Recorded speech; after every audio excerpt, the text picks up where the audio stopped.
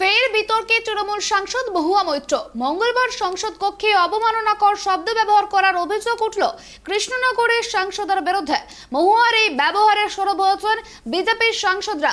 বিজেপির দাবি, অবিলম্বে ওই শব্দ প্রয়োগের জন্য ক্ষমা চাইতে হবে মহুয়াকে। যদিও এই অভিযোগকে গুরুত্ব দিতে নারাজ তৃণমূল সাংসদ। আবারও শিরোনামে মহুয়া মৈত্র। এবার সংসদ অধিবেশনের মাঝে তার বিরুদ্ধে অশালীন শব্দ প্রয়োগের অভিযোগ উঠল। মঙ্গলবার সংসদের বাজেট অধিবেশন চলাকালীন মহুয়া মৈত্র বক্তব্য রাখতে ওঠেন। আদানি ইস্যুতে মোদী সরকারকে একহাত নেন তৃণমূল কংগ্রেসের কৃষ্ণনগরের সাংসদ। তার ভাষণের পরেই বক্তব্য রাখতে উঠেছিলেন তেলেগু দেশম পার্টির সাংসদ কে রামমোহন নাইডু। সংসদ টিভির ভিডিও ক্লিপে দেখা গিয়েছে তার বক্তব্যের মাঝেই আচমকা উঠে দাঁড়িয়ে পড়েন অসংসদীয় শব্দ ব্যবহার করে মহুয়া মৈত্র।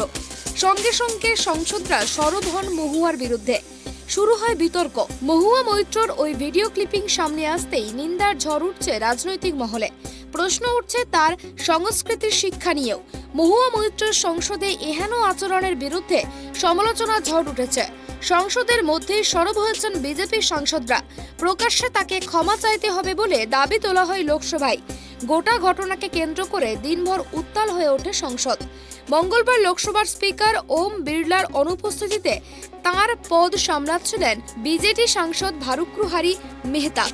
সংশ্লিষ্ট ভিডিও ক্লিপিংটিতে দেখা গিয়েছে টিডিপি সাংসদকে রামমোহন নাইডুর বক্তব্য চলাকালীন নিজের আসনে বসেই আক্রমণাত্মক ভঙ্গিতে বিজেপির বেঞ্চের দিকে উদ্দেশ্য করে প্রথমে কিছু বলেন মহুয়া মৈত্র।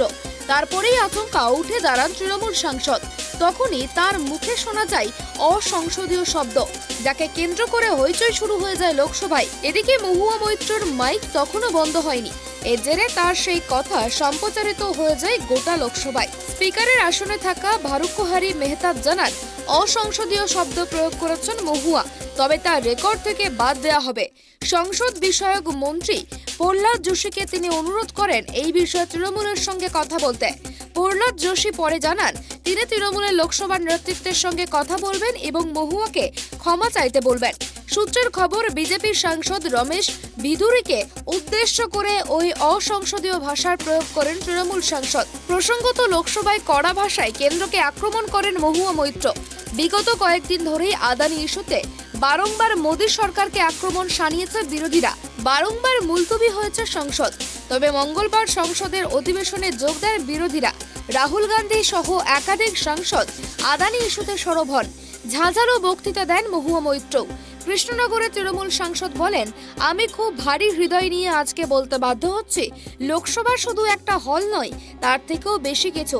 তবে এখন এই লোকসভাতেই আমরা যা বলতে পারি তার থেকে নিষিদ্ধ বিষয়ের সংখ্যা বেশি।